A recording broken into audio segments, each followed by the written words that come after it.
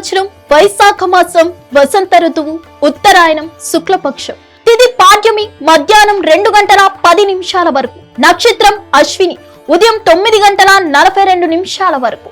వజ్యం ఉదయం 6:06 నుండి ఉదయం 7:32 వరకు తిరిగి సాయంత్రం 6:17 నుండి రాత్రి 7:43 వరకు దుర్ముహూర్తం ఉదయం 5:58 నుండి ఉదయం 6:49 వరకు తిరిగి ఉదయం 6:49 నుండి ఉదయం 7:39 వరకు అమృతకాలం ఏప్రిల్ 19 ఉదయం 2:52 నుండి ఏప్రిల్ 19 ఉదయం 4:18 వరకు యమగండం మధ్యాహ్నం 1:50 నుండి మధ్యాహ్నం 3:24 వరకు